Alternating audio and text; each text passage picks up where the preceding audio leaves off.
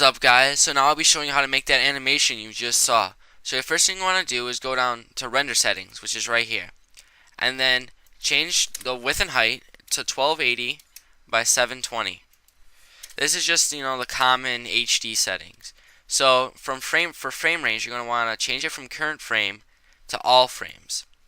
And then you're going to want to change it from frame 1 to frame, whatever the last frame is in your animation. And then you want to go down to save, and to see its TIFF PSD layer, you're going to want to change that to AVI movie. This just means that it'll automatically make the animation for you. You won't have to take all the frames and make the animation yourself.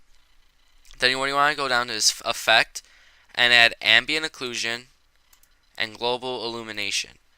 And so this will speed up your, if you do this right now, it'll speed up your render settings. So you want to go to irradiance cache, and then change it from medium to low. And then for the second one, change it from medium to low too. And so now you're pretty much done with all the settings. So now you can add a floor. And then right now, if you do the animation right now, it'll fall straight through the floor. So you want to change the settings on the floor and go to simulation tags. Oh, by the way, right click on it and then go to simulation tags and go to rigid body. And that just means if something hits it, it'll bounce off, it won't go straight through. So now to make the text, you want to go to MoGraph and then go to MoText. And then just in the text box, just change what you want your word to say, and then they'll change it. And then for the depth, I recommend going to around 60.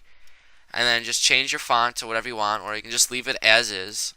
I recommend this text, Batman Forever. It looks really good. And then that's pretty much it for that. And then go to caps, and then just change it to fillet caps just by scrolling down on your wheel. And then for steps, I would recommend going up to 3, and then radius to 4. Just makes it look rounded and looks pretty good. So you're pretty much done with that. So now what you want to do is go to plugins and Thousy 1.22. Now you won't have this there. You'll have to download it, and I will link that in the description. It just makes things a lot easier for fracturing items. So we want to change the pieces to around 35. That's good for if you don't want any bumps or imperfections sticking out. This 35 makes it pretty decently flat. And from mode, you want to change it from immediately to on collision. If you do immediately, the text will just fall straight down to the ground fracture without anything touching it. If you do on collision, it won't shatter until the words coming down touch it. So then you just want to go to break now, and as you can see, it's breaking it by itself. So just got to give it a second. And it doesn't take that long. So now it's done. As you can see, there's a bunch of lines going through it. That's where it'll fracture. Okay, so you're pretty much done with that. It already added the dynamic tag to it, so that just means that nothing will go through it. So now you're going to want to add the piece of text that will shatter it. So you know the drill. Go up to MoGraph and then MoText and then Object, and then just change the text that you want. Just make it to whatever you want. So I'm going to do Rambo. And since if you want this to stand up after you shatter it, it has to be pretty thick. So I recommend a depth of 100. And then once again, just change the text font to whatever you want.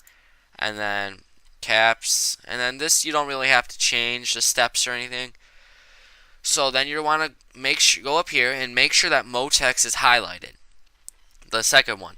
And then you want to hit C on your keyboard. This will unchild or unparent everything. And then so you'll see all the letters can be individually selected. So you're going to want to make sure all of them are selected right now. And then just click simulation tag rigid body. This just means that it won't float up in the air after you click play and it'll fall. But as them being all separated, that means that it won't stay together as a word and just fall down. This means all letters can go separately in every direction. So I'll show you it should be about done right now. So you just want to click the play button and it should fall and shatter your text. And that's pretty much how you make it. And then you just want to click the render button and it should render out your animation. So thanks for watching. If you like this video, make sure to rate, comment, subscribe, and see you guys later.